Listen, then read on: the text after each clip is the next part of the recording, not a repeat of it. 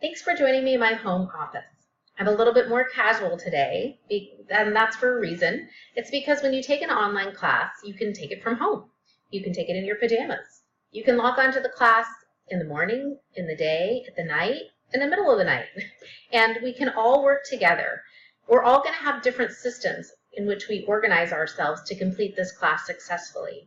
There's no one right way to complete an online class, but I'm going to give you successful tips or things that I've learned in the past that help me keep organized, because teaching even online, you have to make sure that you're organized with the material and can keep up with students.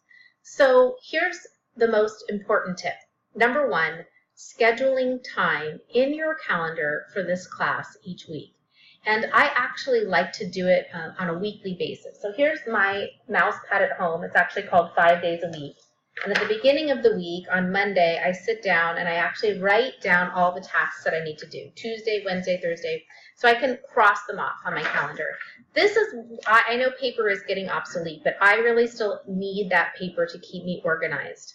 I think the schedule can help you prepare, but remember the schedule is really a list of due dates, things that have to be turned into me. And there's other critical pieces of learning that have to take place before these assignments are due. I notice a lot of students, because they're due on Sunday, people post on Sunday, sometimes at 11 o'clock when it's due by midnight.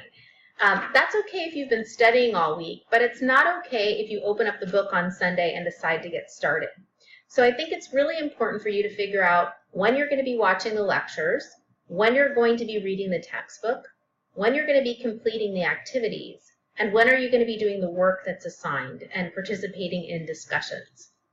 A lot of the learning that occurs in this class happens through our discussion boards. You'll need time to read through that. I build that into the time that you need to have for this course, but you can learn so much from listening to what other students have to say in their discussion posts. So make sure that you allow yourself time to read through them and then also reply and give thoughtful feedback to other students. I reply to all of your discussion posts. And so I want you to also schedule in time for you to go back and read what I've written to you.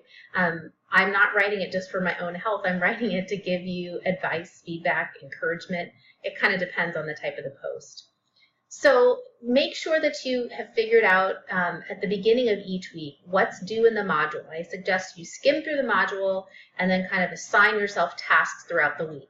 And ideally, scheduling time either each day or every other day or 3 days a week is better than not scheduling it all for one day. It's very hard to learn the material in this class in one day. If you read through the first chapter, you will not understand it 100%. And that's why I am here to teach you. My goal is to give you a video that describes some of the more difficult concepts in greater detail. Maybe not so much for chapter 1, but as we get deeper into the material and we're talking about the GI tract and how disaccharides come apart and how we have different types of fatty acids on the backbone of glycerol, you're going to need to watch my videos to make sure that you're understanding the concepts that you're reading in your textbook. Also, here's some really helpful hints about how to be successful when it's time to take a quiz or the exam. I do provide you with weekly study guides, which I mentioned in my earlier orientations. But what's really important is that you're planning time for that quiz, not to just log on and take it in 20 minutes, but make sure you've locked the door so no one can get to you wherever you are, or if you're in a library, put on headphones so that other people aren't distracting you in that 20 minutes you have to show me what you understand with this class. I give you the study guide so that you can use those to understand the material in greater detail. I expect you to read the textbook and take notes and even write down the answers to those questions or write down the vocabulary terms right on the study guide, study tips sheet for yourself. I plan that you are going to be using those during the quiz.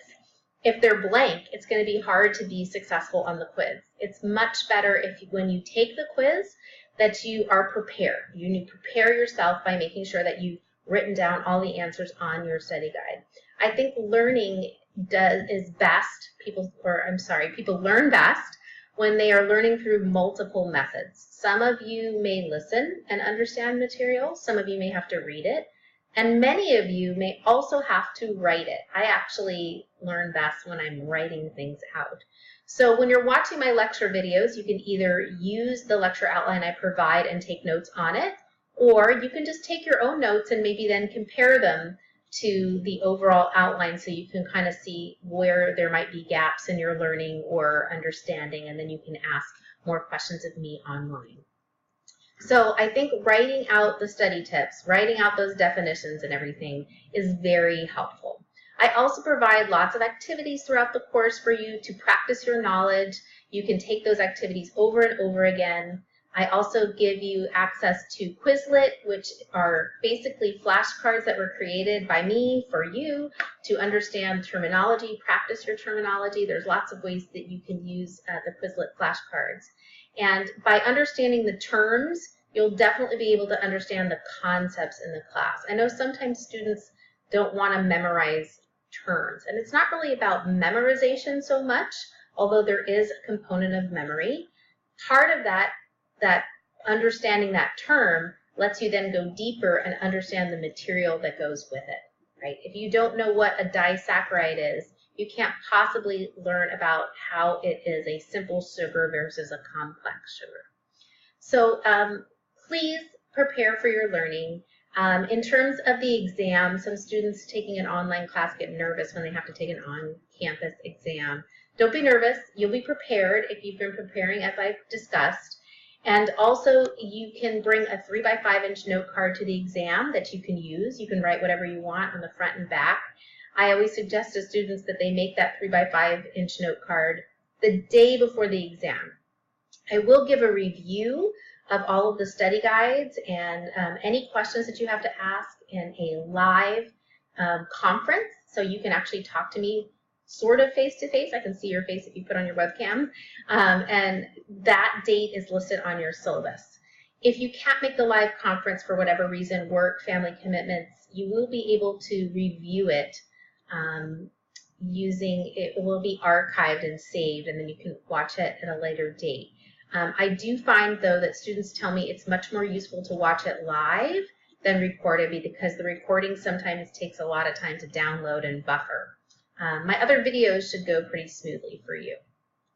So without any further delay, I hope that you found some of these tips useful.